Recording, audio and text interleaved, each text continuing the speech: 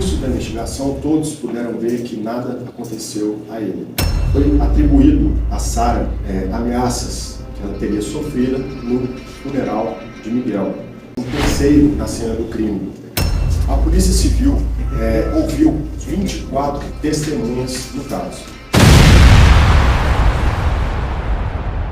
Bom dia a todos. Fazendo apenas uma introdução, antes que os peritos, médico-legistas e os delegados de polícia responsáveis pela investigação comentem o caso, fazer uma pequena colocação aqui que, desde o início das investigações, vários veículos, como algumas televisões, rádios, redes sociais como Instagram, Facebook, aplicativos de mensagens eletrônicas, sites, veicularam várias informações que, não checadas, notícias falsas, notícias completamente sem origem, que causaram grande confusão na população, no público, não tinha um mínimo fundamento de veracidade, um mínimo fundamento técnico, com que intenção nós não sabemos. Nós descobrimos até que talvez algumas dessas notícias falsas tinham até fundo de intenção de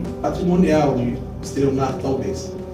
Enfim, nesse momento nós vamos iniciar essa entrevista coletiva para trazer a posição oficial da Polícia Civil sobre o resultado da investigação desse caso. Isso. Bom dia a todos. Em nome da Polícia Civil, agradeço a presença dos senhores aqui. Eu dou sequência a essa nota de repúdio com relação às fake news que foram geradas no curso da investigação e quero deixar claro alguns pontos. Somente para combater as inverdades que estão sendo divulgadas, principalmente em redes sociais. Inicialmente, atribuíram um infarto ao prefeito Johnny, avô das crianças. No curso da investigação, todos puderam ver que nada aconteceu a ele. Permaneceu forte, cumprindo seu papel de pai, de avô e dando o suporte necessário à sua família. Logo adiante, atribuíram uma carta a Sara, escrita por ela, também falso. Essa carta correu praticamente todos os noticiários, inclusive noticiários grandes de TV. Foi uma fake news que teve início em redes sociais, mas com uma proporção ali inigualável também. Seguindo em frente, foi atribuído a Sara ameaças que ela teria sofrido no funeral de Miguel. Mais uma inverdade. Colhemos o depoimento dela, tivemos com ela e ela foi amparada, muito bem tratada e recebida por familiares no velório. Não teve qualquer tipo de ameaça, ela não teve que sair mais cedo, não aconteceu nada disso. Adiante, atribuíram a contratação de um detetive à esposa do rapaz que se encontrava com a Sara em São Paulo. Também é falso, o detetive foi contratado por Thales Machado, conforme será exposto aqui no curso dessa coletiva. Pois bem, importante ressaltar também que durante o sigilo investigativo estavam atribuindo um terceiro na cena do crime. Essa linha de investigação, ela jamais surgiu, nunca existiu, até porque, conforme será exposto aqui essa coletiva, vamos dizer o porquê e esclarecer que em momento algum no local do crime expôs qualquer cena que pudesse levar a crer a presença de um terceiro. Pois bem, agora vamos às verdades e ao que foi descoberto no curso do inquérito. A Polícia Civil ouviu 24 testemunhas do caso. E digo que não faltou nenhuma delas para ser ouvida. Ouvimos do frentista que vendeu a gasolina para Thales Machado ao detetive que por ele foi contratado. Realizamos diversas diligências, colhemos imagens de câmeras. A Polícia Civil, inclusive, anexou ao inquérito policial o PIX, que comprova o pagamento da gasolina comprada por Thales Machado no posto aqui de Tunguara. E somado a todas essas diligências e aos depoimentos testemunhais, conseguimos ali realizar uma cronologia dos fatos e compreender como foi a rotina de Thales Machado naquele dia.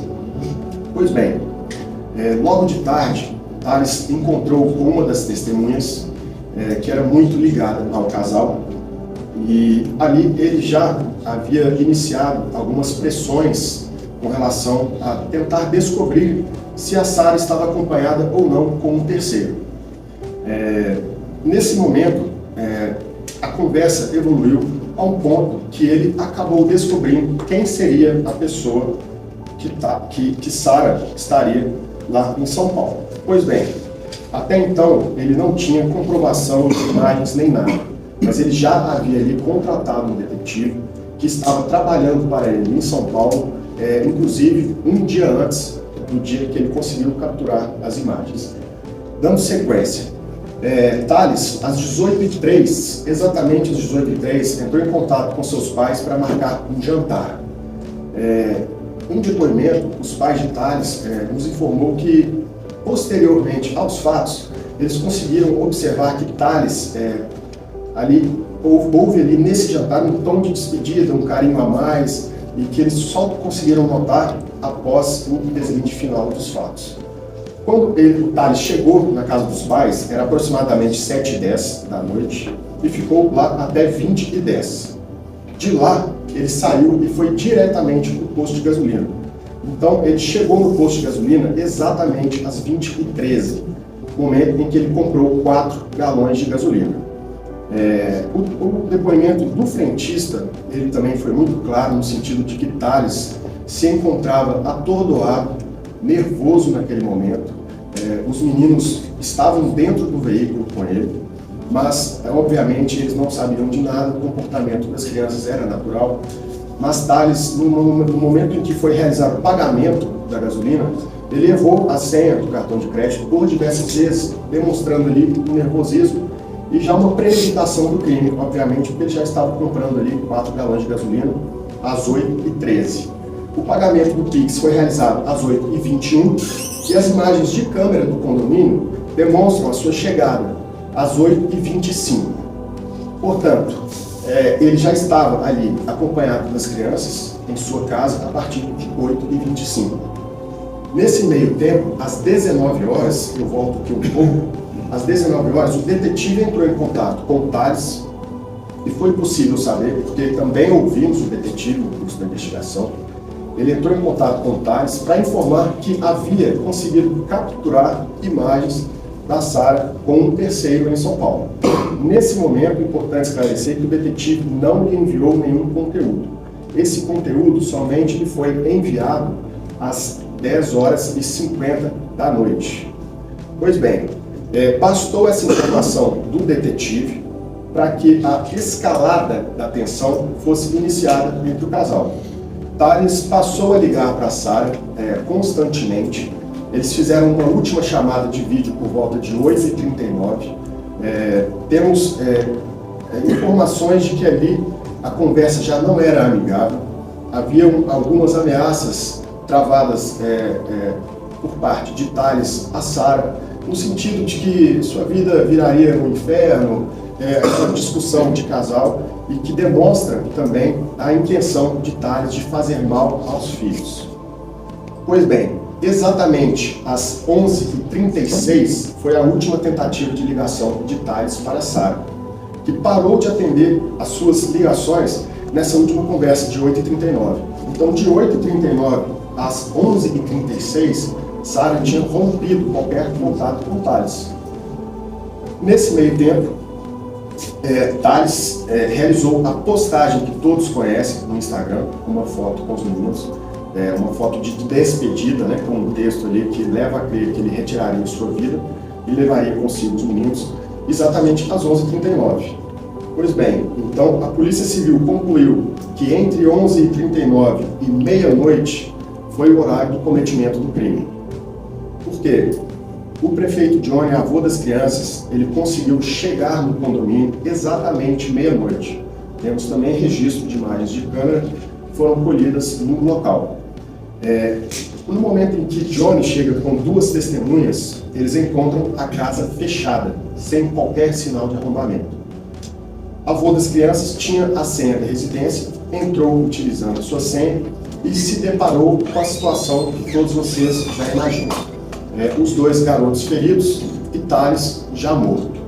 Conseguimos observar, através, inclusive, da perícia, que nesse momento eu tenho que elogiar o trabalho aqui da Polícia Técnico-Científica, que foi muito bem elaborado, um laudo de quase de 60 folhas, com mais de 70 fotografias, minucioso e apontando detalhes do local do crime. Foi possível observar o quê? Thales realizou um disparo de arma de fogo em cada criança, na região da sua têmpora direita. Portanto, os meninos estavam dormindo no momento em que receberam os disparos. E por que essa conclusão? Thales também chegou a enviar uma foto à sua companheira, demonstrando os meninos dormindo e realizando ali palavras de ameaça, já programando o mal que faria a eles. E, infelizmente, são fotos pesadas, né? São imagens que a gente não gosta de ficar recordando, mas a posição que os garotos se encontravam são exatamente a posição em que eles receberam os disparos. Eles estavam deitados, os dois com a face esquerda no travesseiro, e ambos receberam disparos de arma de fogo na têmpora direita. Thales se matou com um tiro direcionado ao seu palato, em direção à sua cabeça, que foi suficiente a levá-lo a óbito ali naquele momento. Portanto, é imprescindível que seja esclarecido isso. O fato de Thales ter falecido antes dos meninos não coloca um terceiro na cena do crime. Obviamente, ele atirou contra os dois, posteriormente se matou, porém ele foi a óbito imediatamente. Os meninos foram resgatados com vida, Miguel veio a óbito no mesmo dia, Benício, como todos sabem, passou por cirurgia e foi internado na UTI. Posteriormente, ele, infelizmente, também não sobreviveu. Pois bem, a arma do crime. Thales utilizou uma Glock G25.380 calibre, registrada em seu nome. Importante esclarecer isso porque, com relação à arma de fogo, também se descarta qualquer participação de terceiro. Essa arma estava em posse de Thales Machado, devidamente registrada. Portanto, nem mesmo a arma ele arrumou ou conseguiu com um terceiro. Por fim, a Polícia Civil, junto com a Polícia Técnico-Científica, também concluiu que lá, no local dos fatos, foi possível observar, desde o local do crime, em que o Grupo de Investigação de Homicídios compareceu para realizar a manutenção do local e a preservação dos vestígios, que não havia qualquer tipo de desordem na casa. Não havia sinais de arrombamento, não havia sinais de invasão ou de evasão. Sequer haviam sinais de briga, de luta corporal, não haviam objetos quebrados. Somente havia ali 4 galões de gasolinas que foram despejados por Thales Machado no intuito de cometer um incêndio. Agora, o porquê ele não cometeu, não temos como dar essa resposta. Fato é que ao lado de sua cama existia um isqueiro e o mesmo não o acendeu e não causou o incêndio. Portanto, com todas essas considerações, a Polícia Civil concluiu que Thales Machado foi o autor dos disparos que vitimou seus filhos. Logo em seguida, realizou um disparo em sua própria boca, que o levou a óbito, razão pela qual foi sugerido o arquivamento do feito pela extinção da punibilidade pela morte do autor, conforme previsão do artigo 107, inciso 1 do Código Penal Brasileiro. O inquérito policial foi remetido na data de ontem e já se encontra à disposição do Poder Judiciário, bem como do Ministério Público. Eu fico à disposição para esclarecer qualquer dúvida dos senhores, bem como passo a palavra ao colega perito Thiago, que caso queira falar também algum detalhe para vocês, fique à vontade, Thiago. Bom dia, meu nome é Thiago, eu sou o perito oficial da Polícia Científica de Goiás. Eu fui o perito responsável por fazer o exame de local de crime. O doutor já detalhou bem como que foi encontrada a cena, como que o cenário todo estava. Então, resumindo bem, todos os vestígios que a gente conseguiu encontrar, todos os elementos materiais encontrados no local do crime, tanto no local do crime quanto depois no corpo, nos corpos, tanto no corpo do Thales quanto dos meninos, todos esses vestígios correlacionados, eles não apontam, não indicam a presença de uma terceira pessoa no local, que não eles, que não Thales e os meninos. O doutor detalhou bem a provável dinâmica do que aconteceu, pelo posicionamento das lesões que a gente encontrou nos meninos, no Thales, pelas manchas de sangue presentes no local, o padrão das manchas de sangue presentes no local. Tudo leva a crer mesmo que o Thales, de posse dessa arma de fogo, efetuou um tiro contra cada um dos meninos e depois causou o ferimento intra-oral autoprovocado e evoluiu a óbito no local ali mesmo, enquanto as crianças elas permaneceram por um tempo feridas ali e depois foram resgatadas conforme relatado pelas testemunhas. Bom, com relação à publicação de fake news, a Polícia Civil repudia qualquer tipo de conteúdo viral que tem se espalhado na rede social. É uma situação que é difícil até de controlar, né? É um caso que tomou uma repercussão enorme e cabe-nos a nós alertar a população com relação a Instagrams e contas fakes que estão, inclusive, pedindo dinheiro. Não existe Instagram em nome da Sara que seja aberto e muito menos que esteja pedindo valores financeiros. Portanto, viemos aqui alertar a população quanto a isso e a Polícia Civil se encontra à disposição de eventuais vítimas que queiram registrar qualquer tipo de estelionato que eventualmente vítimas que eventualmente caíram nesse golpe.